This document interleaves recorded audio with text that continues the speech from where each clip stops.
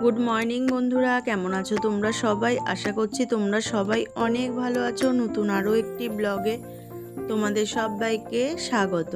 আজকের ব্লগটা এখন থেকে শুরু করলাম আর ঘড়িতে এখন বাজে হলো 8টা। দেখো আমি বাইরের সমস্ত কাজ সেরে দেখতেই পেলে দুয়ারে জল দিয়ে জল ভরে নিয়ে চলে এসেছি। এখন বসিয়ে দিলাম রান্না। আর আজকে তো তোমরা জানোই সানডে, ছুটির দিন।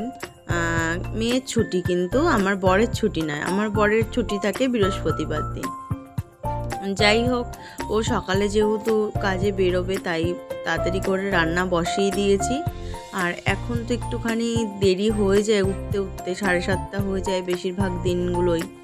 তারপর কাজ সেরে এদিকে দেখো বন্ধুরা, উচ্ছে আলু ভাজা কমপ্লিট হয়ে গেছে। আর এখানে 2 পিস মাছ আর একটু মাছের ডিম ছিল ফ্রিজে, ওটাই আজকে রান্না করব, তাই ভাজা বসিয়েছি। আর এদিকে ভাতের হাঁড়ি বসিয়েছি। এইদিকে দেখো আমার বর সকালবেলা স্নান করে ও পুজো দিয়ে দিচ্ছে। আজকে একটু পুজো দিয়ে দিতে বলেছিলাম, যাই হোক ও সেই পুজো দিয়ে দিচ্ছে। স্নান করে আসলো আর আমি এদিকে ভিডিও করছি, তাই দেখছিল জানো। এইদিকে দেখো বরের খাবার দেবো, তাই আগে চলে আসলাম জল ভরতে। রান্না কমপ্লিট হয়ে গেছে, তাই জগে আর বোতলে জল ভরে নিচ্ছি খেতে দেবো বলে। চলো বন্ধুরা, জলটা ভরে তারপরে যাই খাবার বাড়ি, তোমাদের দাদাভাইকে খেতে দিয়ে তারপরে গ্যাস মুছে নেব। চলো বন্ধুরা, সঙ্গে থাকো, সারাদিনের ব্লগটা দেখো, আশা করি তোমাদের ভালো লাগবে। তোমাদের এক ঝলক দেখিয়ে দিই আজকে কি রান্না হয়েছে। দেখতেই পাচ্ছ হাঁড়িতে রয়েছে ভাত, তোমাদের দাদাভাইয়েরটা বেড়ে দিয়ে দিয়েছি। আর এই যে এখানে রয়েছে উচ্ছে আলু ভাজা, ওর খাবার বেড়ে ওকে খেতে দিয়ে দিয়েছি। আর এখানে রয়েছে মাছের ডিম আর মাছ, 2 পিস মাছ ছিল, সেটা দিয়ে আলু পেঁয়াজ দিয়ে ঝোল করেছি। এই হলো আজকে আমাদের দুপুরের রান্না। আর এই যে সকালের জন্য করেছিলাম 3 জনের 3টে ডিম সেদ্ধ, তোমাদের দাদাভাইয়েরটা দিয়ে দিয়েছি। আর এটা আমার মেয়ের আর আমার জন্য রয়েছে। এই যে তোমাদের দাদাভাই খাচ্ছে আর ওর খাবারও রেডি করে রেখেছি। ও খেয়ে দিয়ে এখন কাজে বেরোবে। এদিকে মেয়ে দেখো ঘুম থেকে উঠে ও পড়তে বসেছে, কারণ সামনে ওর পরীক্ষা, 1 আগস্ট থেকে ওর পরীক্ষা শুরু হয়ে যাবে। তাই এখন পড়ায় মন দিয়েছে। সারা বছর তো একটু ফাঁকি মেরে চলে, আর পরীক্ষার সময় তখন একটু চাপ পড়ে যায়।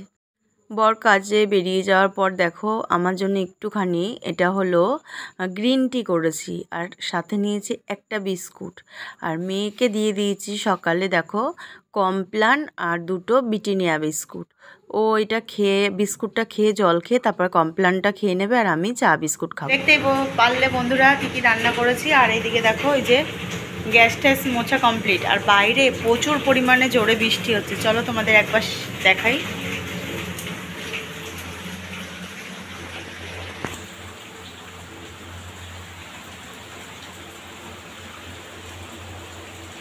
ওই দেখো বাইরে মুষলধারায় ভালোই বৃষ্টি হচ্ছে।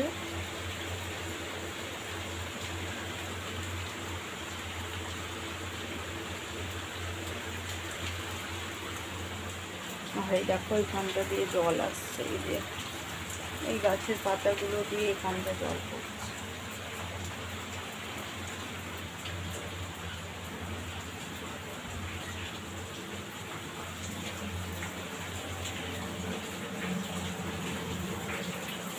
এই দেখো বৃষ্টি হচ্ছে, দেখতে পাচ্ছ বাইরে ভালো বৃষ্টি হচ্ছে। আর আজকে মানে সকালবেলায় দেখলাম গুগল মেসেজ দিল যে আজকে সারাদিনই 100% বৃষ্টি হবে। তখনই ভাবলাম যে আজকে তো 100% বৃষ্টিই হবে, বলেই দিয়েছে। তোমাদের দাদাভাইকে বললাম যে সাইকেল না নিয়ে অটোতে যেতে, কিন্তু বললো না। ও যখন বেরিয়েছে মানে ঝিরিঝিরি 1 ফোঁটা 2 ফোঁটা, বললো না কিছু হবে না, চলে যাব। তা ও চলে যাওয়ার পরেই বৃষ্টি, জানি না ওইদিকে বৃষ্টি হয়েছে নাকি, কিন্তু আমাদের এই সাইডে এখন শুরু হলো। যাই হোক, সারাদিনের ব্লগটা দেখো। আর এই যে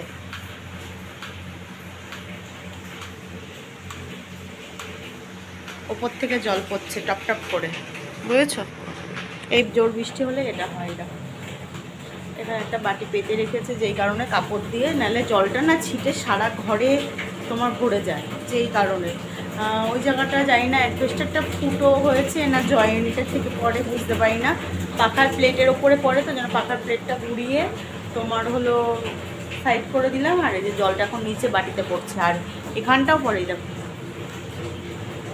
ওই কোনাটা, ওই যে গামলা পাতা, ওই গামলাটা যেই কারণে ওখানটায় পেতে রাখা হয়, কারণ যখন খুব জোর বৃষ্টি হয় ওখান থেকে সবচেয়ে বেশি জল পড়ে। কিছু করার নেই, বাড়িওয়ালা দাদাকে অনেকবার বলা হয়েছে, কি বলো তো, এগুলো ছোটোখাটো কাজ তো, তাই লোক পাওয়া যাচ্ছে না, যেই কারণে ওই জায়গাগুলো ঠিক করানো হচ্ছে না।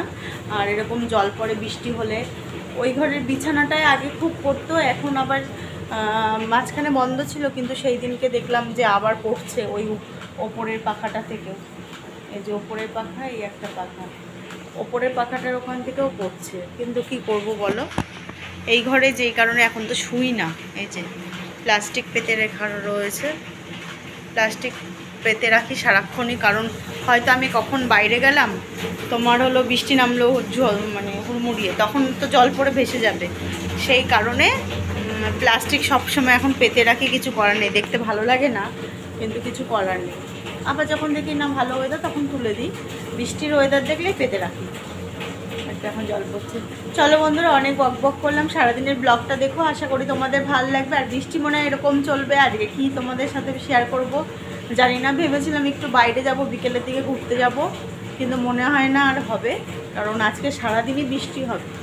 হবে যখন বলেছে গুগল, কম বেশি তো হবে, বেরোনো যাবে না, কারণ তার মধ্যে মেয়েটারও শরীরটা ভালো না, মেয়েরও প্রচণ্ড ঠান্ডা লেগেছে আর কাশছে, আর সামনের 1 আগস্ট থেকে ওর পরীক্ষা শুরু হয়ে যাবে, তাই ওকে নিয়ে রিস্ক নেবই না, কোনো বাইরে আর যাওয়া হবে না, এই 4 দেয়ালের মধ্যেই আবদ্ধ, আর কিছু করার নেই। প্রতি সময় ভাবি একটু বাইরে যাব, একটু ব্লগ ভিডিও বানাবো, কিন্তু কিছু হয় না গো, বেরোতেই পারি না, কোনো না কোনো কিছুভাবে এরকম বাধা হয়, যখন ছুটির দিনগুলো থাকে এইদিক ওইদিক করে করে শেষ। চলো, অনেক বকলাম।